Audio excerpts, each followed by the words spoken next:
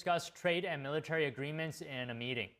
He's built a tremendous military, powerful military, uses a lot of our equipment, and it's an honor to have him at the White House. We're going to have a lunch together. We're going to have a discussion, big discussion. We do a lot of trade with Turkey, and we're going to continue. We're going to do some additional trade. They want to buy F-16s, F-35s, and some other things, and we're going to talk to them about that. Trump says he has a great relationship with Erdogan, especially on military and trade. The war in Ukraine and potential tariffs on Russia are also on the table. Turkey is a NATO ally, but also keeps a close relationship with Russia. Trump says he'd like to have Turkey stop buying oil and gas from Russia. 7,818 people were killed last week, mostly military people, their people, and Ukrainians. More Russians, actually, than Ukraine, a little bit more. But it's such a waste of human life, and so he ought to stop. Putin ought to stop. And with that, we'll get to a little bit of a discussion. We're going to make some great trade deals for both countries. We do a lot of business with Turkey. They build great products.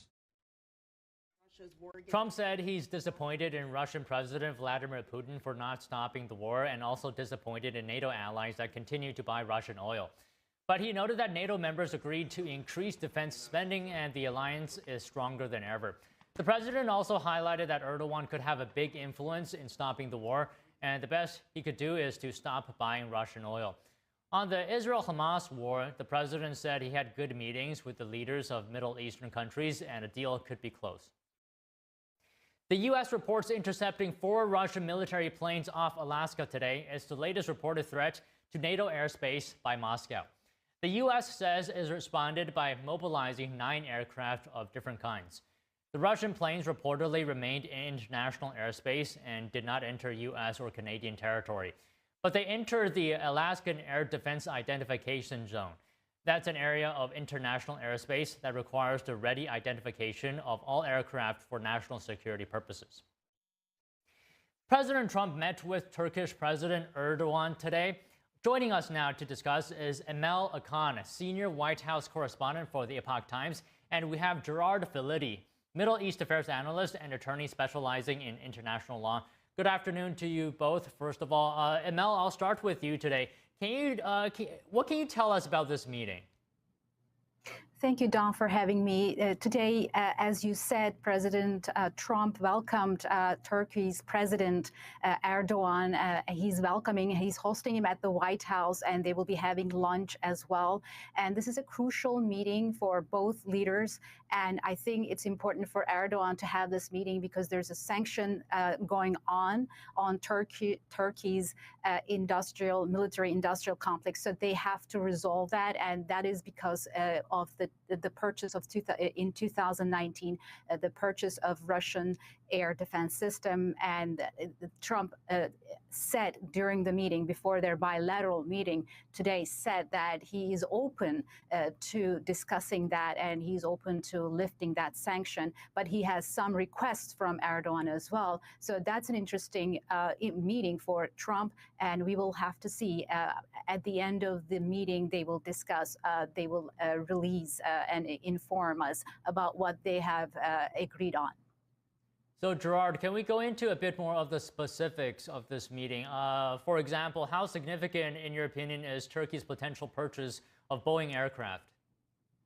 It's a very significant motivator for Turkey to change some of its behavior. Even though Turkey is a NATO ally, it's a member of NATO and has been a long-time U.S. ally, it is not always aligned on U.S. foreign policy. It does significant trade with Russia. Its businesses buying gas from Russia. About 45% of Turkey's domestic gas comes from Russia.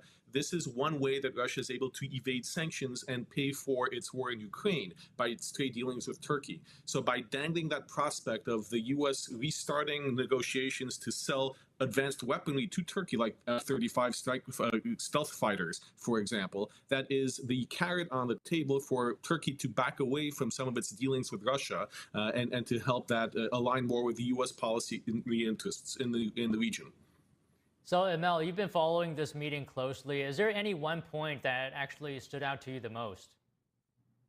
Yeah, I think the tone of the meeting was interesting. And at some point, Trump said that Erdogan is a very opinionated leader, and he said that he doesn't like opinionated people, but he likes Erdogan. So the tone of the meeting was positive, and he's willing to show some help. He's willing to help the Turkish leader about sanctions. And of course, this Boeing deal is very important. Right before the meeting, we learned from the Turkish Airlines chairman that they are in the process of purchasing 250 aircraft from Boeing, and that is a significant deal for Trump. So overall, everything was positive during the meeting, and Trump also acknowledged the past experience with Erdogan about the 2018 incident where Pastor Branson was held in detention center in Turkey, and he acknowledged the crisis. Trump acknowledged the crisis back then and his harsh words towards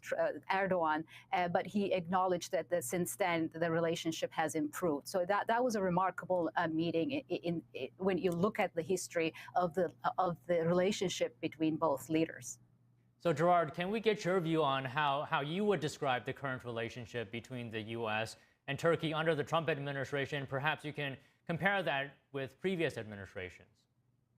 Well, I think with Trump, it's more unpredictable than it has been with other administrations. And one of the factors here has been Trump's support with Netanyahu in Israel. There's been a growing distance between Turkey and Israel as well. So I think Trump's approach towards Turkey has been conciliatory in many ways, looking to redevelop trade deals and develop and strengthen a trade relationship, as with Boeing, as with military technology, as with developing these allyships against Russia and against other factors like China that is actively working in the region to undermine U.S. interests. However, with Trump, it's also catch as catch can because he does have conflicting issues when it comes to what his policies are. So, for example, when he prioritizes Israel and Israel's needs, security needs, sometimes that comes at the expense of the relationship with Turkey. When he prioritizes his relationship with Turkey, on the other hand, that is beneficial to other interests in the area, including Qatar. So Trump is taking a very nuanced look here. I think that he is being very carefully optimistic about long-term relationships, especially economic and military ties with Turkey,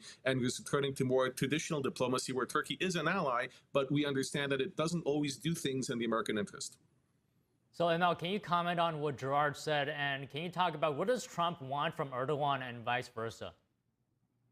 Yeah, so during this meeting, Trump will and during the meeting, actually, before the bilateral meeting, Trump said that he was looking forward to working with Erdogan on key regional issues. He said during the meeting that Erdogan remains neutral in Ukraine-Russia war, and he basically highlighted that, and he said that he seeks his help. On Gaza issue as well, as mentioned, Trump has a tremendous influence in the region and over Arab leaders, other Muslim leaders. So he wants to see Erdogan on his side when trying to resolve this Gaza conflict. And he also highlighted the fact that as a NATO ally, Turkey is the third largest purchaser of Russian oil and gas. So he wants to see that end, and he highlighted that as well. So I think we saw that Trump, during the UN General Assembly, said that these NATO allies are actually fueling the war, supporting the war by purchasing Russian oil, and Turkey is one of the major countries doing that. So I think they will discuss that and probably will come to a conclusion during this meeting about that. So, Gerard, what are the prospects that Trump will get what he wants from Turkey? Well, there are good prospects that he will get some of what he wants from Turkey. I think Turkey itself has been moving to diversify its gas imports, relying more on liquefied natural gas from the U.S., from Algeria, on pipeline from Qatar. So there is a likelihood that Turkey will become less of a consumer of Russian oil and gas. However, in the grander scheme, it's in Turkey's interests to be more non-aligned. Even though it is a member of NATO, I don't think it will join the diplomatic fray against Russia with respect to Ukraine. And I think it will maintain its position with respect to Gaza and Palestine and not be the friendliest state towards Israel. So I think Trump will get some of what he wants, but he's not going to get everything. Okay, Mel, anything you'd like to add there? Also, during this meeting, F-16s and F-35s are crucial matters for Erdogan, and he will be seeking Trump's help. Now, this is the first time he is at the White House after 6 years. During the Biden administration, he wasn't invited, and the Biden administration was not very friendly with Erdogan, and publicly his Secretary of State, Blinken, criticized Erdogan for being authoritarian. And so this is the first time where Trump is seeing, Erdogan is seeing some relationship here with the administration, and he also wants to seek the Halkbank case resolved.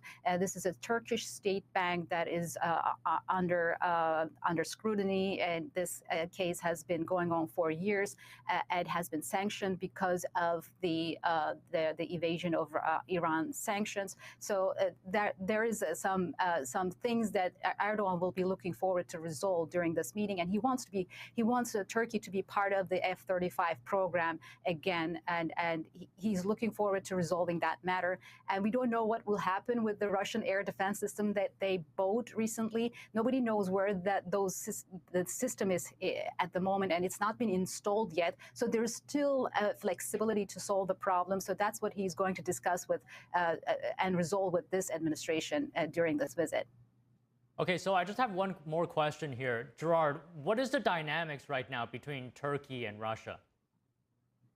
Well, throughout its history, Turkey has played both sides of the street, so to speak. It has maintained cordial relationships with Russia, sometimes being closer to Russia than the West, sometimes the other way around. Turkey doesn't want to be aligned directly with one camp or another. It maintains military exercises with Russia, for example, in regional security, even though it is a NATO member. So for Turkey's connection with Russia, Russia has good products that Turkey wants to use in its military, the S-400 missile system, surface air missile being one example. But at the other side, it does see the benefits of being in NATO and having access to American technology, which is far superior. So for Turkey, it's about Turkey first. And this is language that President Trump certainly understands. Okay, Gerard, Emel, really appreciate having both of you today. Thank you so much. Thank you. Thank you.